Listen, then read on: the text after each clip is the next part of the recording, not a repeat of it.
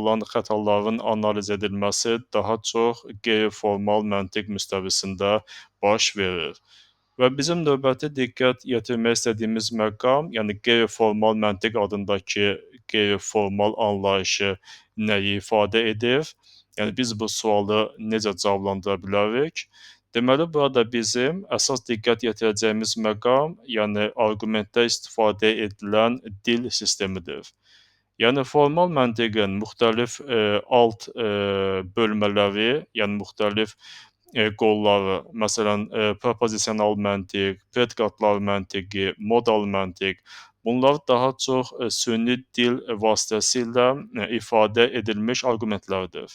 Yəni biz arqumenti hətta təbii dildə ifadə etmiş olsaq belə, məsələn, Azərbaycan dilində, ingilis dilində, rus dilində biz ilk növbədə həmin arqumenti süni dilə çeviririk və daha sonra analiz sistemi həmin süni dil sistemi çərçivəsində, süni dil sisteminin üzərində həyata keçirilir. Amma qeyri-formal məntiqdə belə deyil. Qeyri-formal məntiqdə, yəni hansısa xətanın baş verib-vermədiyinin aydınlaşdırılması üçün analiz sistemi, öyrənilmə sistemi təbii dil vasitəsilə ifadə edilmiş olan arqumentin üzərində həyata keçirilir. Yəni arqumentin təbii dildən artıq süni dil sisteminə çevrilməsinə ehtiyac yoxdur.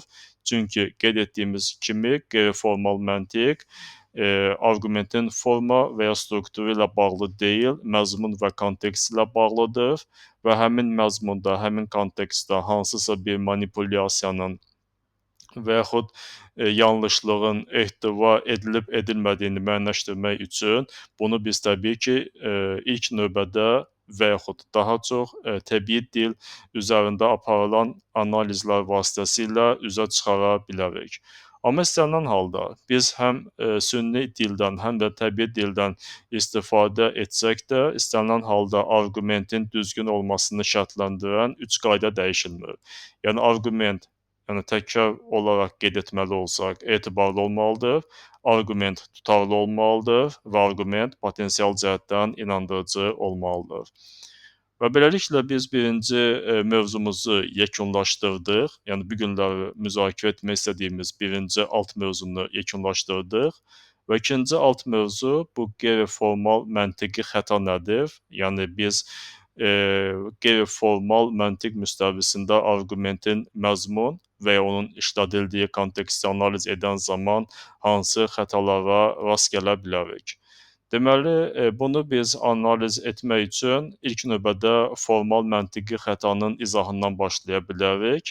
Çünki formal məntiqi xətanı başa düşdükdən sonra müqayisə əsasında qeyri-formal məntiqi xətanın da nə demək olduğuna dair biz aydın şəkildə təsəvvür formalaşdıra bilərik. Deməli, formal məntiqi xəta elə məntiqi xətadır ki, burada arqumentin formasını və ya strukturunu nəzərdən keçirməklə onun təyin edilməsi mümkündür və formal məntiqi xətalar, yəni bunlar bir qayda olaraq deduktiv arqumentlərdə deməli araşdırılır, deduktiv arqumentlərdə öyrənilir. Çünki induktiv arqumentlərdə formal məntiqi xətaların öyrənilməsi qeyri-mümkündür. Deməli, ilk növbədə baxaq, yəni bu deduktiv arqumentlər hansılardır? Məsələn, deduktiv arqumentlər bunlar qəti sillogizmlər, disjunktiv və ya təqsimi sillogizmlər, hipotetik sillogizmlər və digərləri ilə bağlıdır. Deməli, deduktiv arqumentin induktiv arqumentdən fərqi ondan ibarətdir ki, deduktiv arqumentdə əgər müqəddimələr doğrudursa, oradan çıxarılan nəticə yalan ola bilməz. Başqa sözlə, müqəddimələrin doğru və nəticənin yalan olması qeyri-mümkündür. Və bu arqumentlərdə müqəddimə ilə nəticə arasında zəruri bir əlaqə mövcuddur. Yəni qeyd etdiyimiz kimi doğru müqəddimələrdən doğru nəticəyə keçid almaq, zəruri şəkildə keçid almaq mümkündür. Məsələn, biz bir nümunədən istifadə edə bilərik. Yəni bu nümunə hipotetik sillogizmə aiddir. Məsələn, birinci müqəddiməmiz: əgər Həmid psixi cəhətdən xəstədirsə, onda o öz davranışına görə məsuliyyət daşımır. İkinci müqəddiməmiz Həmid psixi cəhətdən xəstədir. Deməli, çıxan nəticəmiz Həmid öz davranışına görə məsuliyyət daşımır. Yəni bu arqumentdə biz iki müqəddimədən istifadə etmişik. M1 müqəddimə 1, M2 müqəddimə 2 və sonuncu mülahizəmiz bu arqumentin nəticə hissəsini özündə əks etdirir. Və bu arqument deduktiv arqumentdir, çünki qeyd etdiyimiz kimi hipotetik sillogizmə aiddir. Əgər hipotetik sillogizmdirsə, deməli deduktiv arqumentdir. Və deduktiv arqumentdə əgər birinci müqəddimə də doğrudursa, əgər ikinci müqəddimə də doğrudursa, onda nəticənin yalan olması qeyri-mümkündür. Və burada biz baxırıq, arqument necədir? Yəni struktur baxımından düzgün qurulmuşdur, yoxsa yox? Və struktur baxımından bu düzgün qurulmuş arqumentdir. Yəni biz bir qədər əvvəl qeyd etdiyimiz və əslində süni dil vasitəsilə ifadə etdiyimiz əgər A-dırsa, onda B-dir. A hadisəsi baş vermişdir. Deməli, B hadisəsinin baş verməsi zərurəti yaranmışdır. Yəni bu struktur indi bizim istifadə etdiyimiz nümunəyə aid olan bir strukturdur. Və istənilən halda burada əgər biz hər hansı bir struktur və ya forma baxımından qaydanın pozulmasına yol vermiş olsaydıq, onda bu məntiqi xəta formal məntiqi xəta adlanmış olardı. Və ikinci bir nümunə, məsələn, deduktiv arqumentdə bütün insanlar bioloji varlıqdır, bütün bitkilər bioloji varlıqdır, deməli bütün insanlar bitkidir. Və bu artıq sadə qəti sillogizmə aiddir. Yəni deduktiv arqumentdə fərqli bir sillogizm növünə aiddir. Və bu sillogizmin də, sadə qəti sillogizmin də 4 fiquru mövcuddur. Bizim istifadə etdiyimiz bu ikinci fiqurdur. Və ikinci fiqurun qaydalarına əsasən bizim istifadə etdiyimiz müqəddimələrin ikisindən biri, yəni M1 və ya M2 mütləq inkarda olmalıdır. Amma biz diqqət yetirsək, yəni istifadə etdiyimiz hər iki müqəddimə təsdiqdədir. Deməli biz sadə qəti sillogizmin ikinci fiqurunun qaydasını pozmuşuq. Deməli yanlışlığa yol vermişik və bu sistemdə bizim rast gəldiyimiz xəta, daha doğrusu yol verdiyimiz xəta formal məntiqi xəta növünə aiddir. Və növbəti deyək ki, nümunəmiz burada bizim var. Yəni bu bizim hipotetik sillogizmə aid daha bir nümunəmizdir və bizim növbəti nümunəmizin birinci müqəddiməsi belədir.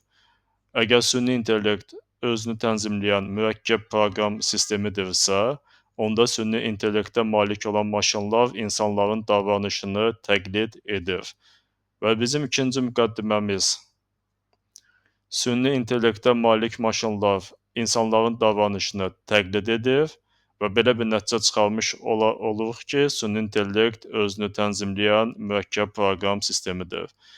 Və bu da əslində bizim istifadə etdiyimiz hipotetik sillogizm olsa da, amma biz burada formal məntiqi xətaya yol vermişik.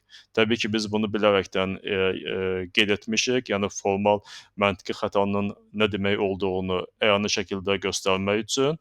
Amma istənilən halda bu arqumentdə formal məntiqi xəta öz əksini tapır və hansı formal məntiqi xəta öz əksini tapır? Yəni aşağıda biz ətraflı şəkildə bunu qeyd etmişik. Yəni bu tip arqumentlərdə yalnız iki halda düzgün nəticənin çıxarılması mümkündür.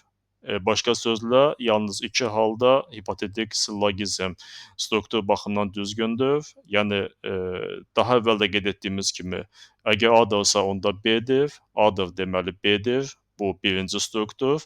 İkinci struktur isə əgər A-dırsa, onda B-dir, B deyildir, deməli A deyildir. Amma bizim istifadə etdiyimiz bu struktur, daha doğrusu bu nümunə nə birinci, nə də ikinci struktura uyğun gəlir və buna görə də bizim istifadə etdiyimiz sonuncu nümunə, yəni hipotetik sillogizm formal məntiqi xətanı özündə ehtiva edir.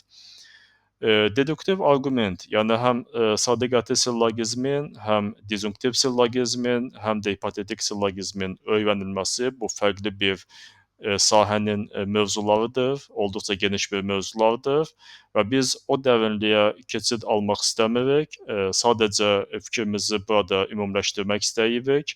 Yəni formal məntiqi xəta bu deduktiv arqumentlərdə rast gəlinir və bu istifadə edilən arqumentin forma və ya strukturunda nəzərdə tutulmuş olan məntiqi qaydanın pozulması ilə bağlıdır. Amma induktiv arqumentlərdə formal məntiqi xətaya rast gəlmək mümkün deyildir. Çünki deduktiv arqumentdən fərqli olaraq induktiv arqumentdə müqəddimələr ilə onlardan çıxarılan nəticə arasında yalnız probabilistik, yəni ehtimali bir əlaqə mövcuddur. Yəni bu deməkdir ki, əgər induktiv arqument düzgün qurulmuşdursa, onda müqəddimələrdən çıxan nəticənin yalan olması ehtimalı azdır. Yəni fikrimizi daha düzgün ifadə etsək, daha konkret ifadə etsək, əgər müqəddimələr doğrudursa, onda nəticənin yalan olması ehtimalı azdır. Başqa sözlə, yəni istənilən bir induktiv arqumentdə əgər müqəddimələr hətta doğru olsa belə, hətta məntiqin bütün qaydaları, yəni struktur və forma etibarilə bütün qaydalar gözlənilmiş olsa belə, nəticənin yalan olması ehtimalı həmişə mövcuddur. Sadəcə, əgər müqəddimələr doğrudursa və struktur da düzgün qurulmuşdursa, onda nəticənin yalan olması ehtimalı azdır. Amma struktur düzgün qurulmamışdırsa, təbii ki, bu artıq qiymətləndirmə sisteminə imkan vermir və yaxud müqəddimələr doğru deyilsə, bu da qiymətləndirmə sisteminə imkan vermir. Amma istənilən halda nəticənin yalan olması ehtimalı bu daha çoxdur. Yəni birinci halda ehtimal azdır, ikinci halda ehtimal çoxdur, amma istənilən halda həmişə nəticənin yalan ola bilməsi ehtimalı vardır.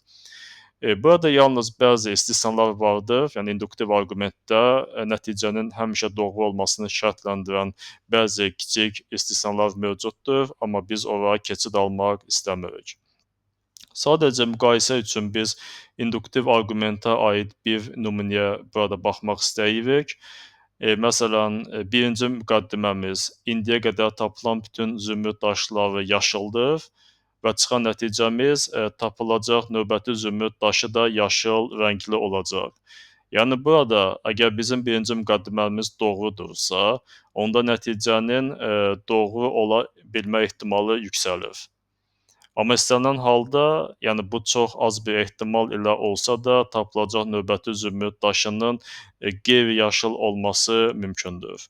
Yəni bu güman, ingilis dilində prediction adlanan, yəni induktiv arqumentin bu növünə aid olan bir arqument formasıdır. Amma induktiv arqument də bu olduqca mürəkkəb, maraqlı, eyni zamanda praktik cəhətdən faydalı bir sahədir. Bunun da ayrıca bir öyrənilməsinə və yaxud haqqında danışılmasına ehtiyac var. Yəni burada ehtimal nəzəriyyəsi var, burada analogiya var, burada qeyd etdiyimiz proqnozlaşdırma, prediction deyilən bir arqument formaları var, induktiv ümumiləşdirmə deyilən növbəti bir forma var və s. Amma bütün bunlara biz keçid almadan, yəni formal məntiqi xətanın nə demək olması ilə bağlı fikrimizi ümumiləşdirmək istəyirik, daha doğrusu yekunlaşdırmaq istəyirik və növbəti bizim diqqət ayırmaq istədiyimiz məsələ bu qeyri-formal məntiq nədir? Yəni onun haqqında fikirlərimizi ifadə etməkdir. Yəni qeyri-formal məntiq bunun təyin edilməsi yalnız arqumentin forma və strukturunun analizi ilə mümkün deyil. Biz burada arqumentin məzmun və kontekstinin də analiz edilməsinə çalışmalıyıq. Yəni bu analizə keçid almalıyıq və formal məntiqi xətalardan fərqli olaraq qeyri-formal məntiqi xətalara adətən bilərəkdən yol verilir. Və burada da məqsəd aydındır. Əsas məqsəd oxucu və ya dinləyiciləri istənilən vasitələrlə arqumentin nəticəsinə inandırmaqdır. Bundan məsələn siyasətdə və yaxud məhkəmə sistemində müttəhimin vəkil tərəfindən müdafiə edilməsində və yaxud tədris prosesində müəllim-tələbə dialoqunda və digər olduqca müxtəlif situasiyalarda çox tez-tez istifadə edilir. və əsas məqsəd də, yəni qeyd etdiyimiz kimi bu arqumentin düzgün olması deyil. Yəni ola bilər ki, arqument yanlışdır, yəni onun müqəddimələrindən heç olmasa biri yanlışdır və ya struktur yanlışdır. Amma əsas məqsəd sadəcə olaraq qarşı tərəfi inandırmaqdır. Yəni potensial cəhətdən inandırıcı bir arqument qurmaqdır. Və bu zaman təbii ki, qeyri-formal məntiqi xətalara yol verilir.